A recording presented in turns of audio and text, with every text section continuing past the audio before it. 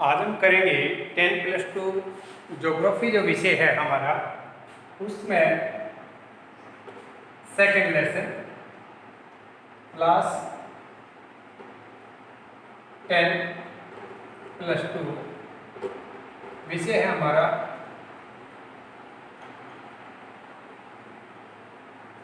Geography और lesson number हमारा है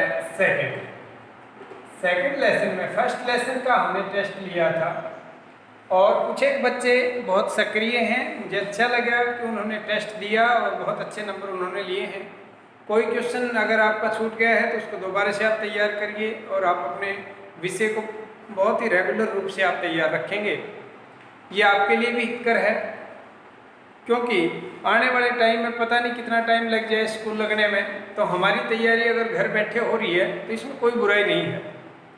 रेगुलर आप अपनी क्लासें लेते रहें, आराम से अपने हिसाब से आप अपना टाइम सेट कर लें और इन क्लासों का फ़ायदा उठाएं। आप घर में रहते हुए बीमारी से भी आप बचेंगे और आप अपने स्वास्थ्य का ध्यान रखते हुए अपने विद्याध्ययन का कार्य भी रेगुलर रूप से रखेंगे। तो जनसंख्या जो है, जनसंख्या का वितरण, जनसंख्या का घनत्व, ये चीज़ हमने कर लिया था। जनसंख्या का घनत्व वितरण हमने पढ़ा था, भाई जनसंख्या कितनी फैली हुई है पृथ्वी के ऊपर, उसको वितरण बोलते हैं हम। और जनसंख्या का घनत्व हमने पढ़ा था कि भाई जनसंख्या किसी क्षेत्र में, किसी क्षेत्र विशेष में कितने लोग रहते हैं ये, या प्रति वर्ग किलोमीटर क्षेत्र में कितने लोग रहते हैं, उसको जनसंख्या घनत्व हमने पढ़ लिया था।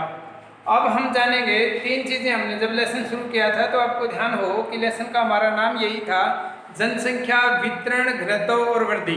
आज हम करेंगे वो हमारा टॉपिक है सेकंड लेसन का, जनसंख्या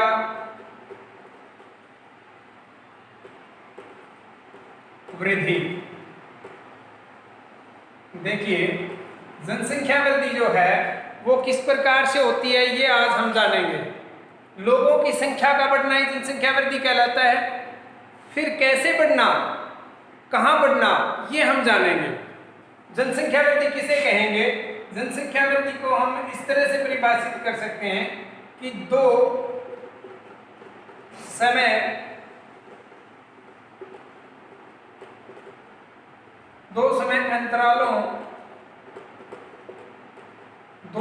अंतरालों के बीच किसी निश्चित क्षेत्र में लोगों का बढ़ जाना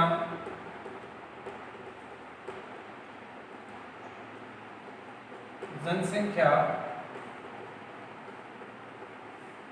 वृद्धि कहलाता है।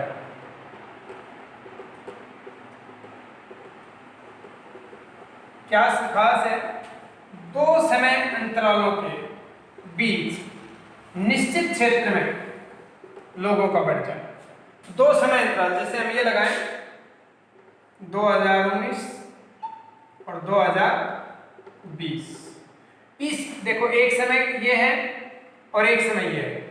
इन दो समय अंतरालों के बीच में एक साल हो गया। यहाँ एक साल। इस एक साल में कितने लोग, पहले कितने थे अब कितने हैं? दो समय बिंदु ले लिए ना, दो समय अंतरालों के बीच में, एक ये समय एक ये, दोनों के बीच में कितने लोग निश्चित क्षेत्र में। देखो क्षेत्र भी देखो, हम चाहे अपना गांव लगा लें, ये आपका गांव है, तो इस क्षेत्र में कितने बढ़े, या अपना प्रदेश है हरियाणा, उसमें कितने बढ़े, या अपना देश है भारत, उसमें कितने बढ़े। दो समय अंतरालों के बीच किसी निश्चित क्षेत्र में लोगों की जो संख्या है, लोगों का बढ़ जाना जनसंख्या वृद्धि कहलाता है। तो समझ गए होंगे आप जनसंख्या वृद्धि किसे कहते हैं। इसके अलावा जनसंख्या दो तरह से वृद्धि करती है। दो तरह से, किस प्रकार से? धनात्मक वृद्धि और ऋणात्मक वृद्धि। धनात्मक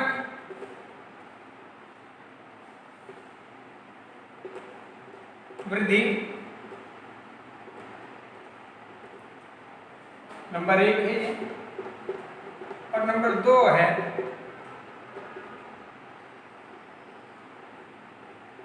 ऋणात्मक वृद्धि। देखिए, धनात्मक और ऋणात्मक वृद्धि। ऋणात्मक वृद्धि में क्या होगा कि आप ये ध्यान रखेंगे कि भाई आपकी जो जनसंख्या है वो किस प्रकार से बढ़ रही है या घट रही है। अगर जनसंख्या बढ़ रही है, ये दो समय अंतराल बिंदुओं के बीच में क्या हो जाएगा, धनात्मक कब हो जाएगा, जब, अब अलग अलग हम समझेंगे। देखो धनात्मक क्या है और ऋणात्मक वृद्धि कैसे होती है। धनात्मक वृद्धि किस प्रकार होती है और ऋणात्मक, देखिए प्लस को हम धनात्मक कहते हैं और माइनस को हम ऋणात्मक कहते हैं। तो भाई जब वृद्धि हो जनसंख्या में तो धनात्मक होगी और जब कमी आ जाए जनसंख्या में तो ऋणात्मक होगी। ठीक है ना। तो हम आप देखिए ध्यान से पढ़ेंगे। हम पहला ही पॉइंट करते हैं, धनात्मक वृद्धि किसे कहेंगे, धनात्मक वृद्धि किस प्रकार से होगी इसको जानेंगे। दो, जब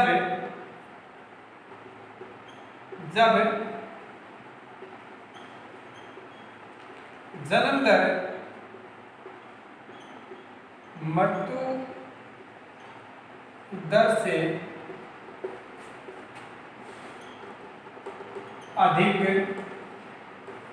हो जाए या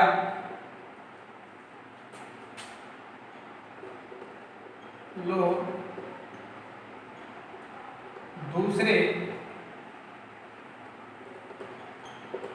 क्षेत्रों से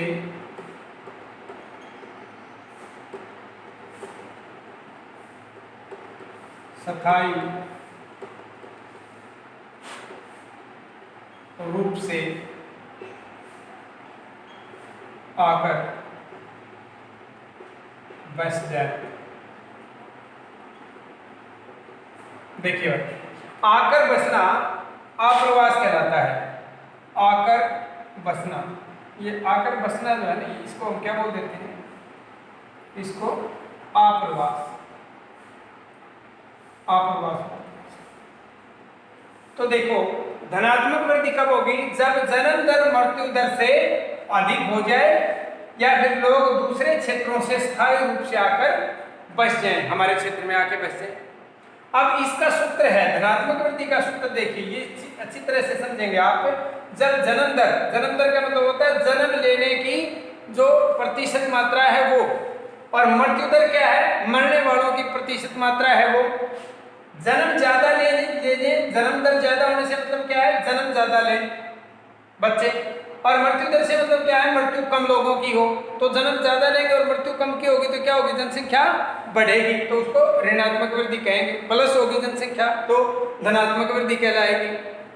अगर मान लीजिए कोई एक क्षेत्र से दूसरे क्षेत्र से कोई लोग आकर के हमारे क्षेत्र में बस जाएं तो भी वो प्लस कर देंगे जनसंख्या को, तो कौन सी वृद्धि कहलाएगी, धनात्मक वृद्धि कहलाएगी।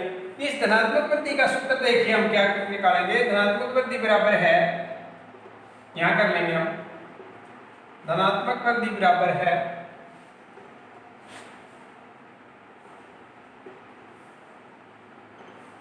जन्म दर माइनस मृत्यु दर प्लस आप्रवास। देखिए मैंने बताया था ना, आकर बसना क्या कहलाएगा, आप्रवास कहलाएगा। जन्म दर में से क्या कर देंगे, मृत्यु दर घटा देंगे और प्लस क्या कर देंगे, आप्रवास, जो आकर के लोग बसे हैं। ठीक है ना। देखो जैसे जन्म दर, हम एक छोटा सा उदाहरण लेकर समझेंगे। जैसे मान लीजिए 10 बच्चों ने जन्म ले लिया, जन्म दर कितनी हो गई, 10 बच्चे हो गए। मृत्यु कितने लोगों की हो गई, मान लीजिए 3 व्यक्तियों की मृत्यु हो गई, जो बुजुर्ग थे वो 3 व्यक्ति मर गए। तो ये घटाएंगे और ये प्लस क्या करेंगे, बाहर से कितने व्यक्ति आए, बाहर से हमारे गांव में या हमारे क्षेत्र में मान लीजिए 4 व्यक्ति आ गए। इस प्रकार से हम क्या करेंगे, इसको धनात्मक वृद्धि कितनी हुई वो पता लगाएंगे। देखो 10 थे, इसमें से हम 3 घटा देंगे तो कितना हो जाएगा, 7, और प्लस क्या कर देंगे, ये 4 जोड़ देंगे तो कितना आ जाएगा भाई, 7 और 4 11 व्यक्तियों की क्या होगी, धनात्मक वृद्धि दर्ज की गई, 11 व्यक्ति हो गए। तो इस प्रकार से हम जो है धनात्मक वृद्धि निकालेंगे। लोगों की संख्या का किसी क्षेत्र में बढ़ जाना जो है धनात्मक वृद्धि कहलाएगा। नंबर सेकंड देखेंगे ऋणात्मक वृद्धि।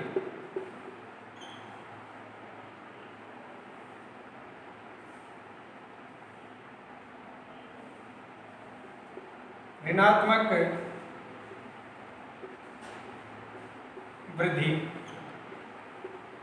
अब ऋणात्मक वृद्धि में क्या होगा, जनसंख्या का कम हो जाना, घट जाना जो है वो ऋणात्मक वृद्धि कहलाएगा। जब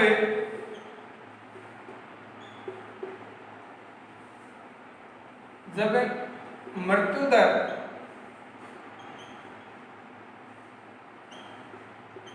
जन्म दर से अधिक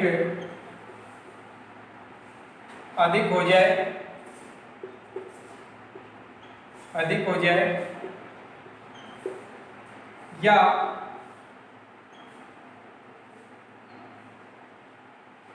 लोग एक क्षेत्र को छोड़कर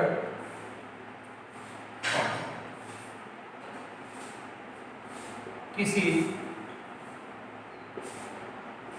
दूसरे क्षेत्र में बस जाएं। ये देखिए ऋणात्मक वृद्धि में क्या होगा, जन्म दर मृत्यु दर जन्म दर से अधिक हो जाएगी और लोग जो है एक क्षेत्र को छोड़ करके किसी दूसरे क्षेत्र में चले जाएंगे। एक क्षेत्र को छोड़कर जाना क्या कहलाता है, उत्प्रवास। ये उत्प्रवास कहलाता है। एक क्षेत्र को छोड़ करके लोग अगर किसी दूसरे क्षेत्र में चले जाते हैं तो उसको क्या बोलेंगे, उत्प्रवास कहेंगे। ऋणात्मक वृद्धि निकालने का सूत्र क्या है, देखिए ऋणात्मक वृद्धि कैसे निकाली जाएगी। ऋणात्मक वृद्धि बराबर है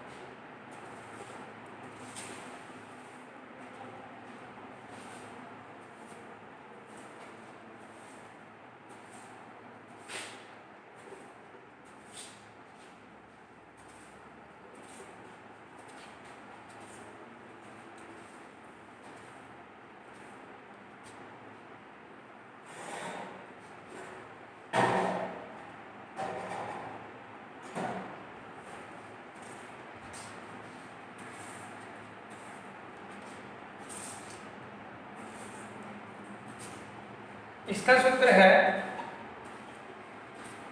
जन्म दर माइनस मृत्यु दर प्लस आप्रवास माइनस उत्प्रवास। कैसे निकालेंगे हम, ठीक उसी तरह से हम निकालेंगे। जन्म दर में से मृत्यु दर घटाएंगे और आप्रवास जोड़ेंगे और उत्प्रवास जो है वो हम क्या करेंगे, इसके अंदर से घटा देंगे। देखिए जन्म दर और मृत्यु दर, जन्म जैसे मान लीजिए 10 बच्चों ने जन्म लिया, माइनस क्या कर देंगे इसमें से, मान लीजिए मरने वालों की संख्या कितनी हो गई, यहाँ 11 हो गई है और कम कर लें, चलो कोई ज़रूरी नहीं कितना ज़्यादा ही हो, यहाँ 9 कर लेंगे हम। आप्रवास प्लस करेंगे, देखिए अप्रवास आके कितने बचे, बाहर से 2 व्यक्ति आए और माइनस प्रवास चले कितने गए हमारे क्षेत्र को छोड़ करके, मान लीजिए 8 व्यक्ति छोड़ करके चले गए अपने क्षेत्र को। तो कैसे निकालेंगे इसको, देखो 10 में से 9 व्यक्ति, 10 बच्चों ने जन्म लिया था, 9 व्यक्तियों की मृत्यु हो गई थी, तो हम इसको घटाएंगे तो क्या हो जाएगा, यहाँ 1 हो जाएगा। फिर प्लस 2 व्यक्ति बाहर से आए थे अप्रवास के द्वारा, वो जोड़ेंगे और माइनस कितना कर देंगे, 8 कर देंगे। क्या निकलेगा, 2 और 1 3 हो जाएगा और माइनस क्या करेंगे, 8 हो जाएगा और कितना निकल जाएगा, 5 हो जाएगा। तो जनसंख्या देखिए हमारी क्या हो जाएगी, ऋणात्मक वृद्धि दर्ज की जाएगी, यहाँ की जनसंख्या कम हो रही है। अब ये दोनों सूत्र आपने अच्छी तरह से याद करने हैं। धनात्मक वृद्धि का सूत्र क्या है, ऋणात्मक वृद्धि का सूत्र क्या है, कैसे हम निकालेंगे। अप्रवास क्या है, लोगों का आके बसना अप्रवास है।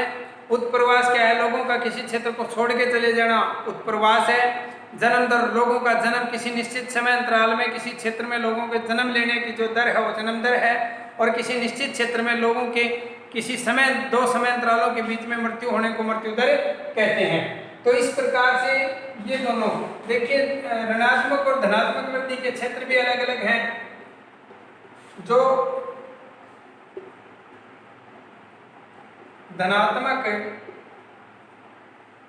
वृद्धि ये कहाँ होती है, ये होती है भाई अधिकतर विकासशील, अधिकतर कहाँ होती है, विकासशील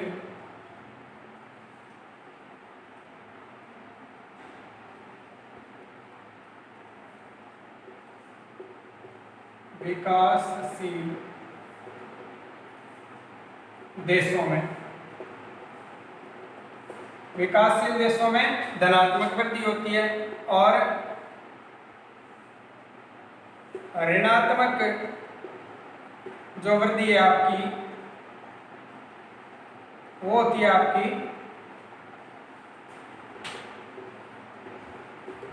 विकसित देशों में। जैसे भारत विकासशील देश है तो भारत में वृद्धि जो है वो धनात्मक है। हमारी जनसंख्या हर 10 साल के अंतराल के बाद आप देखेंगे बढ़ रही है, ठीक है। तो इससे ये सिद्ध होता है कि विकासशील देशों में ज्यादातर धनात्मक वृद्धि दर्ज की जाती है। ऋणात्मक वृद्धि जो है यूरोपियन देशों में, जो बहुत ज्यादा विकसित देश हैं, उन देशों के लोग जनसंख्या को नहीं बढ़ा रहे हैं और उनकी जनसंख्या हर 10 साल के बाद या जैसे ही समय अंतराल में उनके यहाँ गणना होती है, जनगणना, उसमें जो जनसंख्या पहले है उससे कुछ कम मिलती है, तो इसको हम क्या बोलेंगे, ऋणात्मक वृद्धि कहेंगे। तो आज हमने जाना जनसंख्या वृद्धि 2 समय अंतरालों के बीच में किसी एक क्षेत्र में जनसंख्या का बढ़ जाना जनसंख्या वृद्धि कहलाता है। जनसंख्या वृद्धि के 2 प्रकार हमने जाने, धनात्मक वृद्धि और ऋणात्मक वृद्धि। उनका सूत्र हमने जान लिया और साथ साथ में ये भी जाना कि धनात्मक वृद्धि विकासशील देशों में है और ऋणात्मक वृद्धि विकसित देशों में है। तो आज के लिए इतना, बाकी हम कल करेंगे, अगली क्लास में हम करेंगे। जब भी अगली क्लास होगी आपकी, कल संडे है, कल शायद आपकी क्लास नहीं होगी और उससे अगले सोमवार को रक्षाबंधन है, शायद उस दिन भी आपकी क्लास नहीं हो पाएगी। तो जब जैसे ही अगली क्लास होगी हम इसको कंटिन्यू करेंगे। मुझे पूरा विश्वास है कि आप रेगुलर क्लासें लगा रहे होंगे और बड़े अच्छे ढंग से इन क्लासों को आप बार बार देख करके यूट्यूब पर ये क्लासें आपके लिए सेव हैं, वहाँ से जब भी आप चाहें इन क्लासों को आप चेक कर सकते हैं, देख सकते हैं। 1 बार नहीं तो 2 बार देखिए, 3 बार देखिए, अच्छी तरह से अपने जो टॉपिक हैं उनको क्लियर कर लीजिए। आप अपनी किताब में भी पढ़िए, फिर उसके बाद आप वीडियो को भी देखिए और उसके बाद आप निष्कर्ष निकालिए, प्रश्नों को लिखिए, उनको याद करिए और बहुत अच्छे तरीके से आप तैयार करिए, क्योंकि क्वेश्चन हमने पहले लिखवा रखे हैं, कोई ज़्यादा प्रेशर आपके ऊपर लिखने का भी नहीं है। तो आप अपने विषय को इतना अच्छी तरह से तैयार कर लीजिए कि जब रिजल्ट आपका आए तो आप बहुत ही अच्छा शानदार रिजल्ट लेके आएँ, ऐसा मैं विश्वास आपसे करता हूँ। आशा है कि आप विश्वास पर खरे उतरेंगे। आज के लिए इतना, बाकी कल अगली क्लास।